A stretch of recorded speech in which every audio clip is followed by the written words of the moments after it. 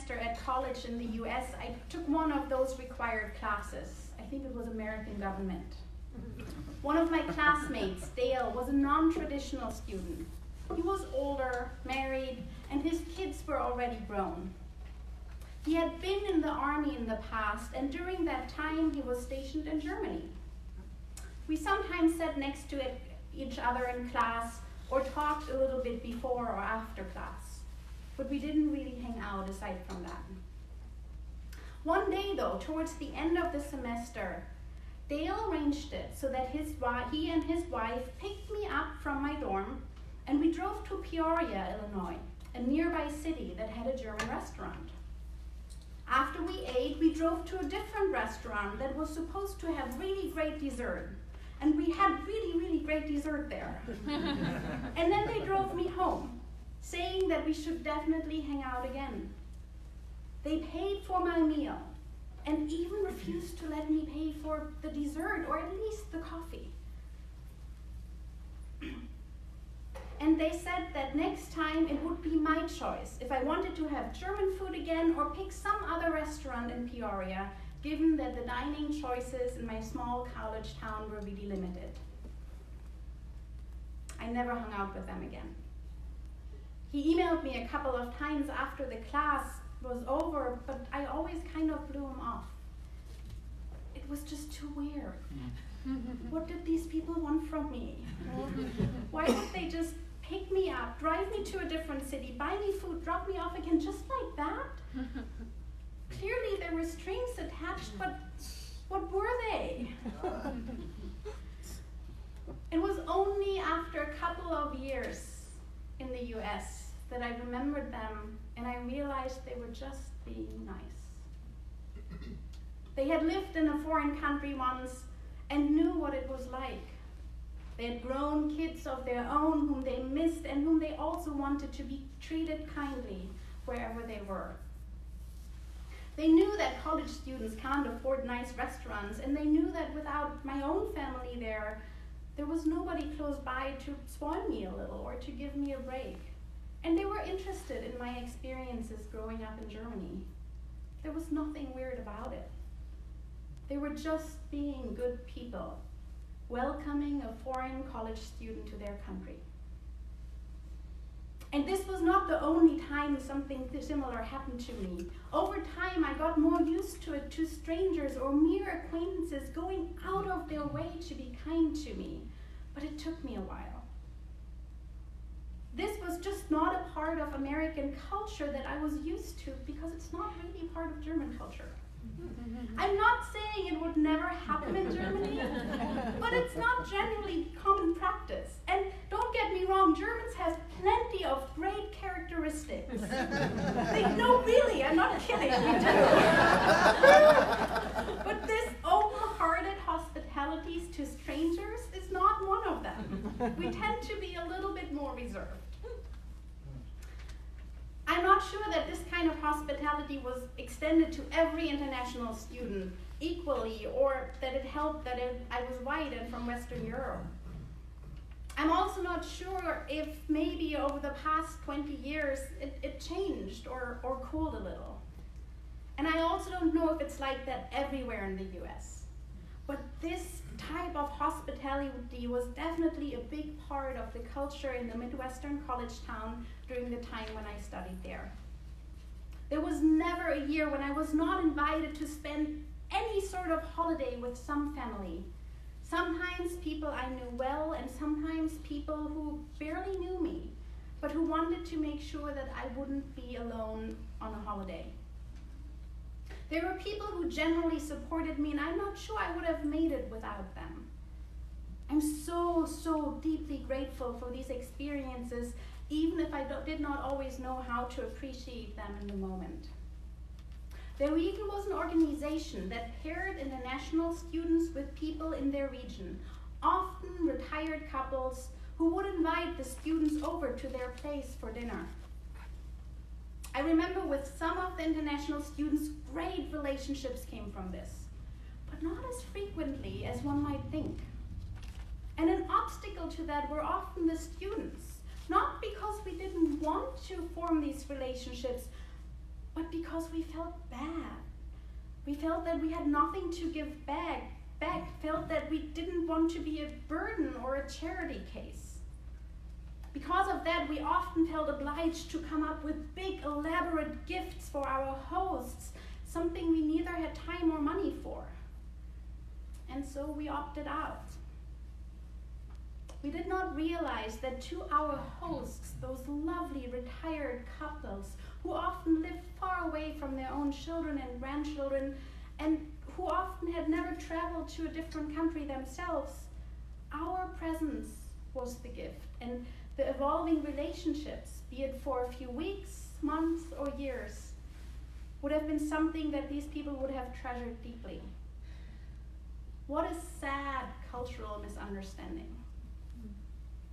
I think part of where this cultural understanding came from is the fact that volunteering is such an important part of American culture, but it is really not essential to other cultures. It's true, volunteering was not a big part of my life when I was growing up in Germany. Donating money is. Getting involved in social justice activity is, or even getting involved with parties. Protesting in the streets is. I can't tell you how many times we walked out of our high school classes to be protesting in the streets. Definitely a big part, but not volunteering. And I don't think it's as common in other European countries either. Also, when I was teaching English to international students here, I would often ask my students who came predominantly, though not exclusively, from different countries in Asia, if volunteering regularly and in their immediate community was a big part of their culture. And many of them told me, no, it wasn't, or at least not to the same degree. So this is clearly not an empirical study. But I'm just going to put it out there that volunteering regularly is one of the things that makes American culture unique. It's one of the things that makes you special. It might be rooted in American history. As new immigrants built a life here, there simply wasn't the same social structure in place as in their home countries, so they had to volunteer to help each other out. They knew that they were better together and they probably wouldn't be able to make it on their own. It might stem from American political ideology. The smaller a government people imagine, the bigger is the need to volunteer in order to guarantee social services for those who need them. But maybe it's also part of American culture because it works. Volunteering not only really helps people, be they international students, people experiencing homelessness, children in tutoring programs, elderly people in need of companionship, or let's not just talk about peoples, animals at the shelter, or the wetlands during a beach cleanup or a wetland cleanup. And the list goes on. But volunteering also helps those who help. It gives us a sense of purpose. It lets us build new relationships, often with people who are new and different. It lets us grow our hearts indefinitely. It makes us feel connected. And all these benefits have an impact on our health too. According to a study by the Harvard School of Public Health, people who volunteer spend about 38% fewer nights in the hospital. And that was an empirical study. Volunteering combats depression, dementia, and it keeps us happier and healthier for longer. It is therefore not surprising that 33% of volunteering takes place in the context of churches or other individual institutions.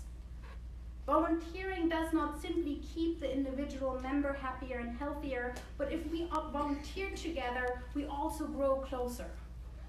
Volunteering makes us bond. It builds and strengthens our beloved community. And volunteering at our church is really what makes this church work. But we as a church can also volunteer in the wider community. That allows us not only to grow relationships with each other, but also with other groups, specifically groups that are not part yet of our community.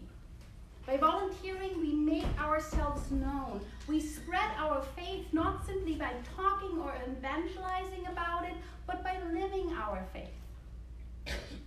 We already have a lot of great volunteers at this church. People who practice generosity when it comes to sharing their time or talent. And I mean, you saw the music today, right? I don't know what we would do without them. And this church has already a great history of volunteering in the community. The HT ministries are prominent, though definitely not the only examples of great things that this church has done or does for the community when we all come together. Many of us have our own projects on which we work with other organizations, but maybe this community right here gives you some of the love and the spiritual nourishment that is needed for you to do your thing out there in the world. And also there are lots of small and yet valuable actions or short-term projects that are going on all of the time. Many of them maybe not even known to us at this church. But still, I felt that maybe it is time for us to come together for a bigger initiative. Something that brings us out into the community as a community. As I was thinking about what you do, I asked myself two questions. The first one, where is the energy?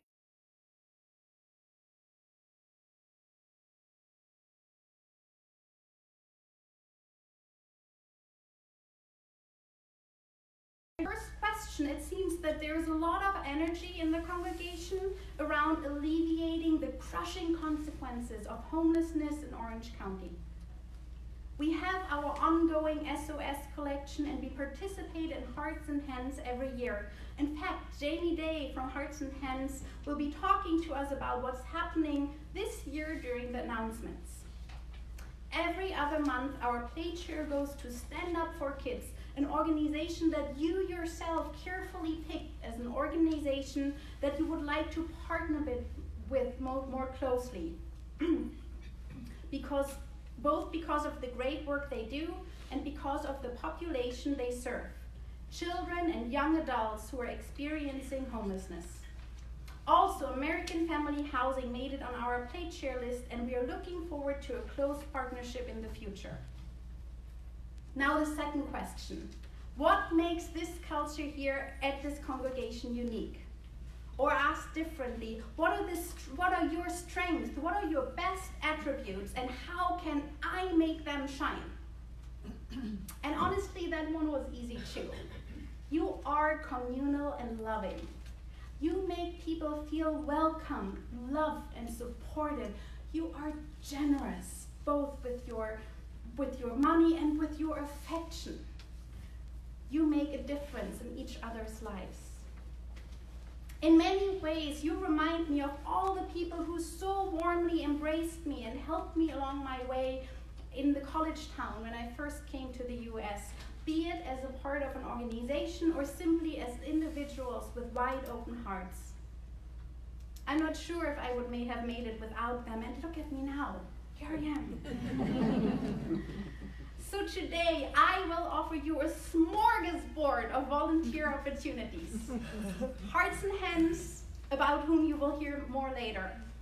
A panel after this service where we have speakers from the ACLU, OCO, and American Family Housing speak to us about homelessness in Orange County, the work their organizations do, and how you can get involved. And even though I did not invite Stand Up for Kids to come here today, A, because they were here before, and also because we have a really, really full schedule already, and at some point I have to let you go. I also wanted to tell you about some of the ways I hope that we can work in close partnership with Stand Up for Kids. One of the volunteer opportunities that they offer is to participate in dinners at their centers during different nights of the week. Volunteers prepare food and bring it to the center, eat with the youth who's there, talk to them, and then facilitate some sort of activity afterwards. At their Huntington Beach location, where the youth they serve is often living in really rough situations, The activity could be a coping skill, maybe a meditation, chanting, or some other coping activity.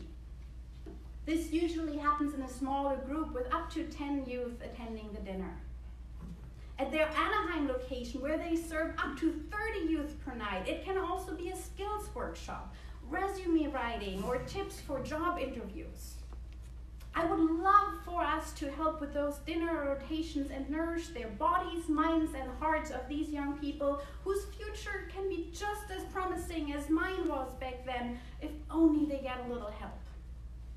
I identified some dates when, both this year and next year, when I can take the lead for the dinners, but I need you to make them happen, be it preparing food, helping with transportation, or participating during the dinners, spending time with the youth, and facilitating the activities that follow. Or pick a different date and take the lead. You can do that. Do it. I'm also hoping that together with our youth here, we can host a fun afternoon for the kids at church, the kids that Stand Up for Kids work with, at church, where we will play games, have dinner, and exchange stories.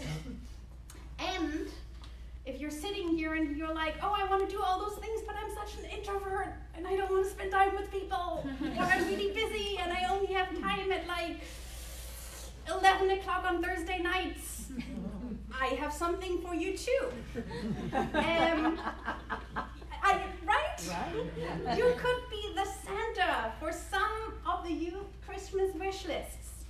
And if you're like, that sounds great, but I'm really broke in December, and also I don't want to just give money, I want to do something with my hands, well, you can bake cookies and make birthday goodie bags for youth whose birthday it is, and put in positive messages.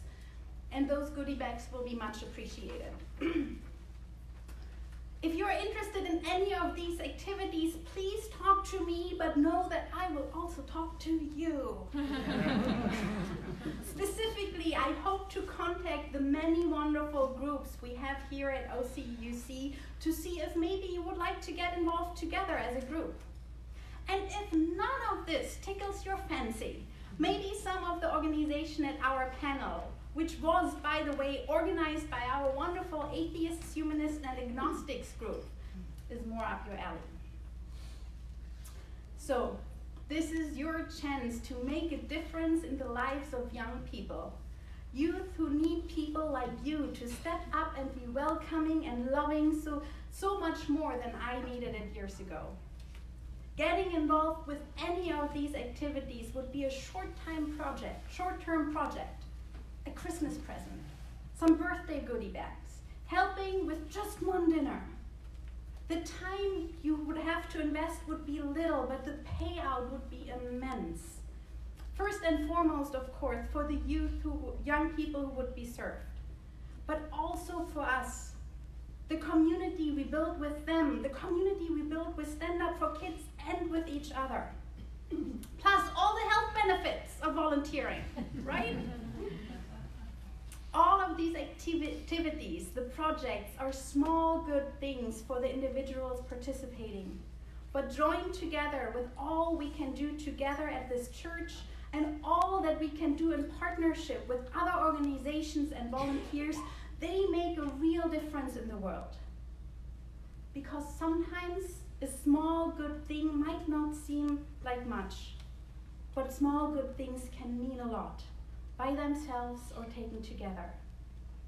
And we live in a world that truly needs to be showered with small good things right now. So people are reminded that after all, there is so much goodness in this world.